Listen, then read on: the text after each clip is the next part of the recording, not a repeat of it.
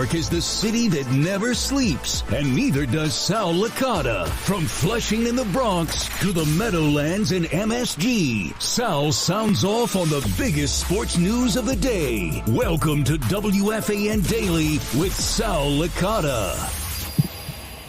Are we live, huh? New York is the city that never sleeps, and neither does Sal Licata. From Flushing in the Bronx to the Meadowlands and MSG. Kill the music. Oh, there you go. There you go. All right, we're back.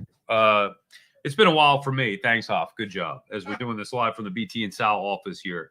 Good to be back on WFAN Daily. We'll be regularly doing some of these throughout the course of the upcoming weeks, and provide some content for you here. I wanted to come on live after the Mets game and the road trip. Now I can't hear myself. I'm still on though, right? Okay. And just clean that up in post-production, even though we're live. No problem. The Mets series, that's a bad loss. And I'm not saying that they need to beat the Pirates. It was a must win or anything like that. And you understand if they do lose, whatever, Pirates are fine. Mets aren't a great team.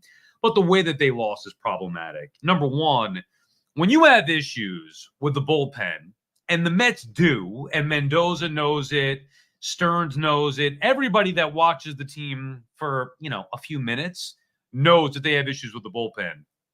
You do not take a starter who is dominating out of the game early. I understand the pitches, the limited with the pitches, working these younger guys in. I understand it.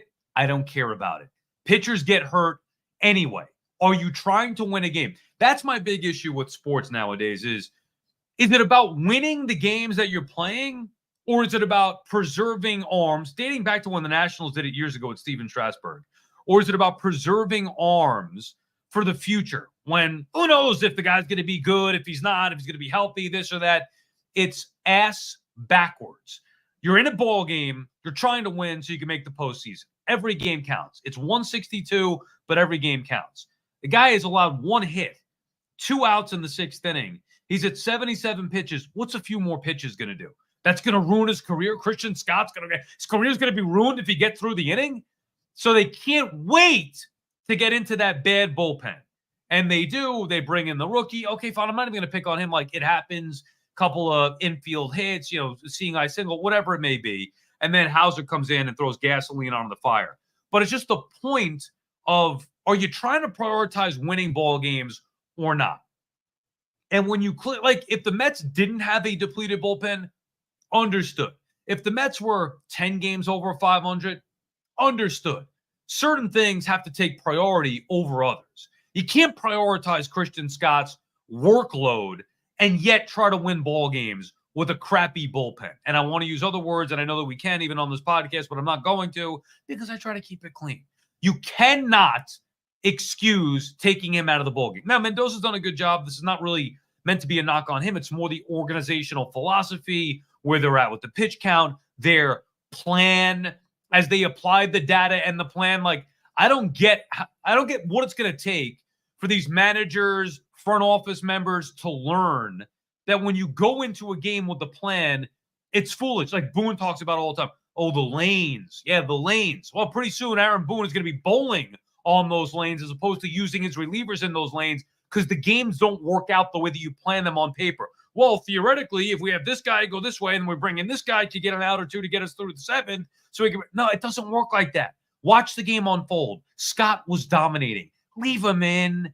And it ends up in a Mets loss, and it's a bad loss because now on this road trip that they go 4-4 with 4 with the Nationals and 4 with the Pirates. They should have won at least one of those series and really should have won both of those series. At worst, with the Nationals, they could have easily swept that series. They end up splitting, and that's a horrible split. Then with the Pirates, they get off to the bad start, and you're thinking, all right, well, they're still going to get 3 or 4 here.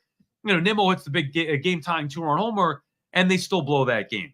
That's a bad – if you're talking about playoff team, like what are the Mets' expectations? What Mets team are we talking about? Are we talking about the team that was 11 games under? Because for that, hey – this has been good. Good job, guys.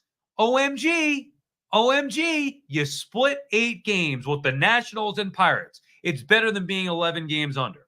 But are we talking about the new expectations?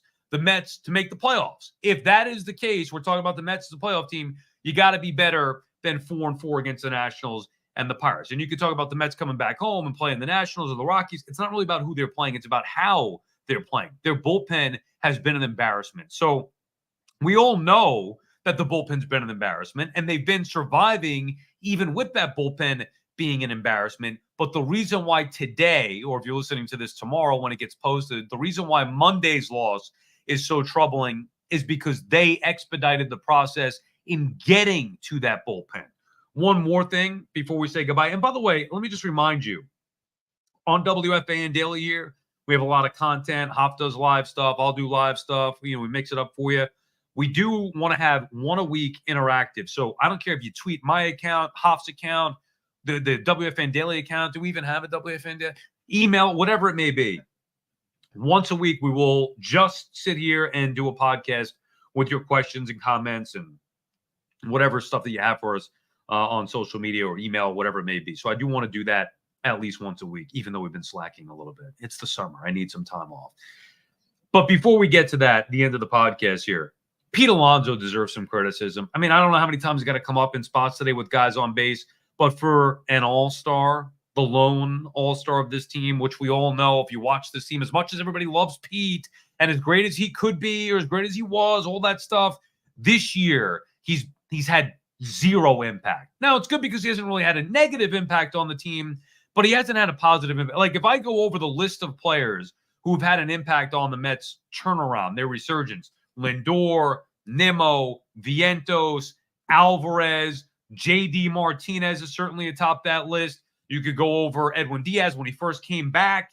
You could go over Severino. Like, there's a long list. Torrens has been great. Mendoza, Iglesias, all of these guys have had more impact in the Mets season being turned around than Pete Alonso. Yet, because Pete Alonso has been an all-star before, because Pete Alonso likes to participate in the home run derby, he's named to the all-star team. He's not an all-star. He wasn't, I mean, you could argue about the past, whatever. He was not playing like an all-star at all this year. This is not an all-star season. And he hasn't even been impactful, let alone be an all-star. So I feel bad for Lindor, who got, looked over for the third straight season. It's his own fault for not starting these seasons off the right way. But ultimately, Lindor deserved to be an all-star. You could argue Nimmo should have been an all-star. And I could argue, as I just did, multiple players deserved more credit than Pete Alonso did. And yet Pete is going to the game. And if I'm a player there, I'd be ticked off saying, like, he's going to the all-star game. He's our lone representative. He hasn't even done anything. And yet to cement that, because we all felt this way after the announcement came out yesterday. Like, I don't even care about the all-star game anymore. But when I got the email, the press release by the Mets, it actually bothered me. Like, Lindor should have made it. It would have been a nice culmination for Lindor, who got snubbed the last two seasons. Should have made it this year. I mean, he's been the Mets' best player. He's deserved of an all-star now. Now, maybe he gets in with the injuries or the guys who don't show up. It doesn't matter. It's still not right that Lindor did not get called. He got snubbed by Pete Alonso, who's ultimately done nothing. And he comes up in big spots today. And even down big, what were they down 7-2? He comes up with two guys on. That's a spot where if you're the all-star, if you're the best player, you've got to deliver in that spot. And yet Pete didn't. And twice he, fisted balls to second base, just looking lost at the plate as he has the majority of the year. You project his numbers the rest of the way. It's not all-star. No, it's not even Pete's best numbers. Forget about all-star. And he's on pace for what? 35 homers, something like that, 34 home runs, and fewer than 100 RBI. That's not Pete Alonso at his best. So don't tell me he's an all-star. I would look to, we'll leave you with this.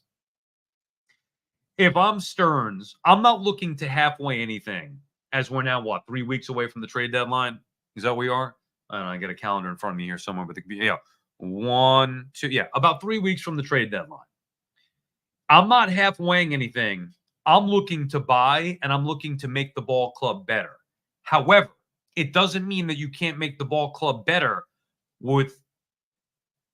by trading some of these guys.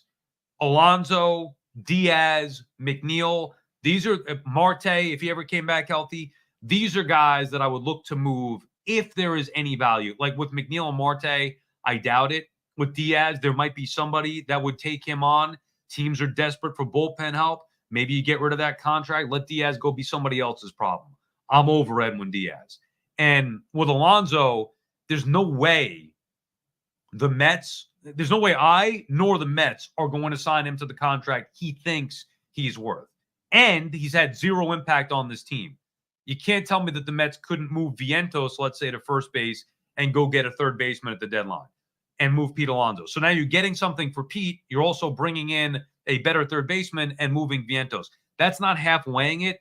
That's making the team better now and setting you up better for the future. I think there are ways to do it if Stearns is smart, that you're not half weighing it. You're building a better ball club for now and the future, but also being willing to trade some pieces that on the surface, like Diaz or Alonso, you may think, oh, how could you trade those guys and be a playoff team?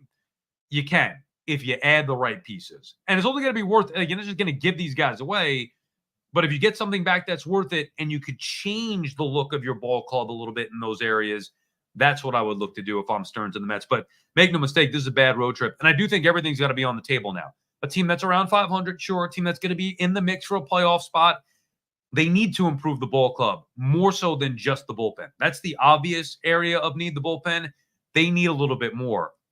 Pete's one of the guys who's not producing. Maybe you get good value being that, he's an all-star. That does it for this edition of WFAN Daily. We'll be back again at some point this week, maybe tomorrow, maybe not, whenever I feel like giving you another podcast.